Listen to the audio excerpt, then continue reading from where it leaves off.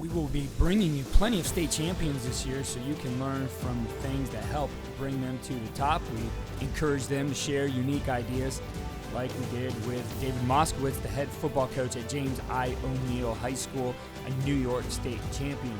Today he's going to talk about some of the different things they do to build player-coach relationships, competition, using a three-man staff, which I felt was really interesting to get the most out of practice. They don't have a lot of resources here, so only 3 coaches on their coaching staff, and then their unique 3-back stack RPO package. So here's my sit-down at the New York State High School Football Coaches Association Clinic with Coach David Moskowitz. We're at the New York High School Football Coaches Association Football Clinic, and I'm sitting down with one of the state champions in New York, head football coach at James I. O'Neill High School, David Moskowitz. Coach, it's great to have you here on the podcast. Thank you. My pleasure. So, Coach, we're going to dig into some of the things that help bring your team to the top and share some of those ideas here with your listeners. And I want to start with just big picture things like your culture. And when you look at this past year and what helped lead you guys to a state championship, what changes did you make in your culture? Maybe things that you focused on the most this season that you feel helped your team win it all? Well, Keith, I think it's more of a 3-year process. I got the job 2 weeks before the start of the season in 2019, and I had been an I coach forever. And I tried to run my I system with our kids, and it just was not the greatest match. So I realized I had to make some changes, and I did a lot of studying. We are the school that serves the West Point community, so I had tremendous access to all the staff at West Point, and they were really helpful to me. Coach West, who coaches the sprint football team, Coach Drinkle, who's on the Army staff, who was a head coach, and they really helped me transition into this. So I think that was the biggest change. Was I changed and I adjusted to the kids rather than trying to have them fit into what I did. Right. And it's really been a 3-year process for us. Yeah. When you look at overall, though, I know we're going to talk a little bit about your X's and O's because you were drawing up some unique things here. And I don't know how much of an influence Coach Drinkle had on those things, but Drink's been on a podcast quite a bit and love the way he thinks about the game. But, looking at what you've done to establish the culture, looking at that, you said it's a 3-year process. What things really came to the forefront this particular year? I think we had a lot of trust in our kids, and I think we showed that we had faith in them. They put in a lot of time. They put in a lot of time in our weight room. They put in a lot of time in the classroom, in our classroom, as well as hands-on experience. It was a lot of Zoom meetings that we had, and they put in the time. And because they bought into it, we gave them leeway, and we really listened to what they had to say, both what was going on the field and what was going on the team. So I think we really, allowed our players a lot of say into the program.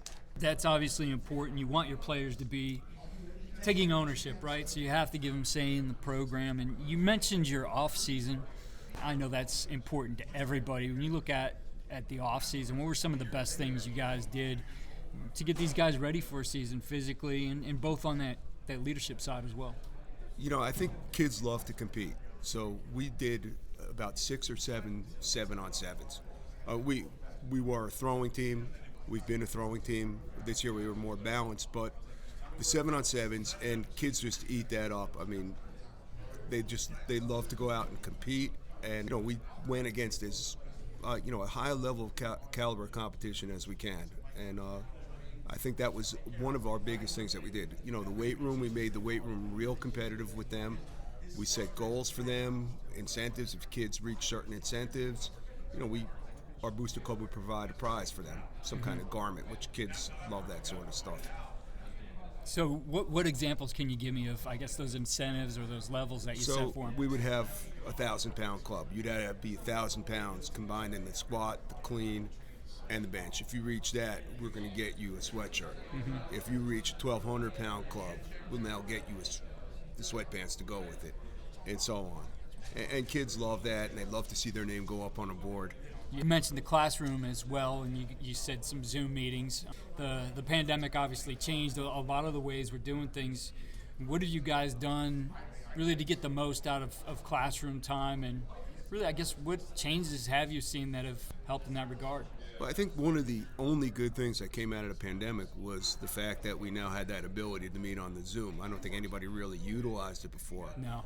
And we didn't have to meet in person, but literally every Sunday night we would meet, and we would meet with different position groups, both offensively and defensively, and go into it. We watched a lot of tape together, so that really gave us that initiative. And again, it wouldn't have happened unless the kids really bought into it. And our kids pretty much showed up all the time. Right now I'm in the process with my next year's quarterbacks. We have been meeting 3 times a week, and we are breaking down a game film every time we meet to go through the process. And, our kids just want to learn. Yeah. Is that still with Zoom?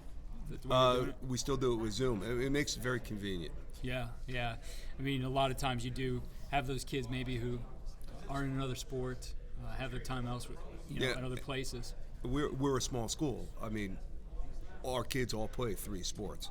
So, and we have to be very respectful of the other coaches. Sure. And we don't ever want to force a kid to make a decision of which sport he wants to play. Right. So we utilize the Zoom really well. Yeah. When do you do those, and how long do those last for? They're about 45 minutes. We never want to do a meeting any longer than 45 minutes. We think it becomes counterproductive. And it's got to be a really interactive meeting for them. They have to have a lot of say in it. We do them usually I've been doing it on a Tuesday, Thursday, and usually we get the whole team involved on a Sunday night. Okay. You mentioned making sure that it's interactive because, I think, on the coach's side, I've seen it. It's not interactive to take what we do at clinics like these where we're sitting in a room and watching, and then take it to the digital side and you're still sitting there and watching. So how do you guys make it interactive for them? We'll put up a screen and we will tell them, okay, show me how you're going to block this. Show me your reads. And we're going to have them explain it to us after we have talked about it and talked about it on film. Yeah. And we'll look at a film, and we'll have a kid, like we'll do with our quarterback, we'll have a kid talk through and say, what are you reading? And, he'll look at the film, and he's involved that way. Yeah. And they really can't just turn on the Zoom and tune us out. Yeah. Are they, able to take over the screen, or are they just going off of? They're just going off of my screen. Yeah. I'm not that technologically savvy to do that. I'm sure there's a way it could be done. Right. Thinking of practices and going back on the year, is there anything in the way you guys have evolved your practices that you feel is unique to you, or maybe that we really excelled at doing things this way in practice this year? Well, one of the things, there's only 3 of us. I've seen staffs where there's 5 or 6 guys on the high school field. There's only 3 of us, so we have to be really planned out. The one thing that we can't stand is downtime. I've seen too many high school practices where you get a lot of kids standing around while you're focusing on these other kids. So we've been real creative. So we break up our periods. We always do special teams at the beginning of practice. Everybody talks about special teams, how it's a third of the game, but when you do it, it's not special. Right. And I think that separated us a lot with our special teams. But we have gotten very creative. We do a pass rush period twice a week for the offensive line. I put all of my skill kids on defense. I put all the speed over there, and then I let my defense coordinator just do whatever he wants. He can make as many twists, stunts, whatever he wants to do. I want our kids as stressed out at practice as they could possibly be. And I think we try to utilize our time as well as we can. We'll do an inside run period, but at the same time we'll have a skeleton period. Like maybe I don't have a defensive back that can run against them, but they'll be running routes. I think the biggest thing is we just want kids involved for the 2.5 hours we're on the field, not any standing around. Yeah. When I go to practices, I love going to practices. I think you can pick up so much, but if I were to go to your practice, what are going to be some of those key phrases or those coaching cues that I'd hear again and again, and why are your coaches saying those? I guess I'll try to keep it clean here. We're always focusing. I think one of the biggest things we focus on is eyes. When we are on offense, I like to stand behind the defense to watch their eyes. I want to see where they're looking, especially with our quarterbacks, our offensive linemen. So we'll always talk about eyes. I think another thing we're always going to talk about is feet. I mean, you're always going to hear us talking about feet, and one of the things that we see with a lot of them is their first step, and then they're a little lazy on their second step. So those are, I think, the two biggest things that we drill on, our eyes and feet, especially on defense. And we'll stand behind the offense when we're on defense, just so we can see where these kids are looking. Yeah, I agree. Those are important things. In looking at team leadership, you mentioned, building that leadership in the offseason. What stuck out in your mind about this team, about their leadership, and what specifically did you guys do as a staff to help create that? We created a leadership council. We have 4 captains, but we appointed 7 kids to a leadership council. It's not just our captains, and we made sure that we appointed at least 1 underclassman. And that was going to be a bridge where those kids can come and talk to us about what the concerns of the team were, and we could get messages out through them. We're blessed. We have the West Point community. 2/3 of my kids are come from West Point, and they're just a different breed of kid. And as well as, whatever the values are, you see these kids bond together really fast. A lot of these kids have moved, every 2 or 3 years, and they just have this unity about them. They come together fast. They understand the concept of teamwork. So a lot of what we had to do with leadership is already built in with our kids. Yeah. Well, I do feel like I got to mention, now we're on audio, so we'll have to imagine our way through some of this, but your talk here, and you drew this up for me before, I love it. Your talk here was 3-back stack RPO. And for our listeners, so this is a double wide formation. So he's on the outside, you got 2 split ends on the line of scrimmage. You got a sniffer back in the B gap, a back behind him, and then a back on the other side.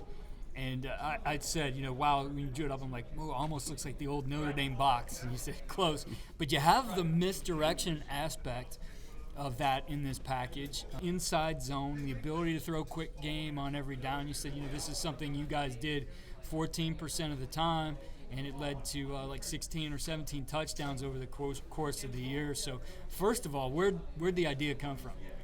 It was just a lot of brainstorming. We knew we had to run the ball better. We had won our section the last 2 years, but every time we played a team that was more physical than us, we struggled. We struggled stop and run, and we struggled running the ball.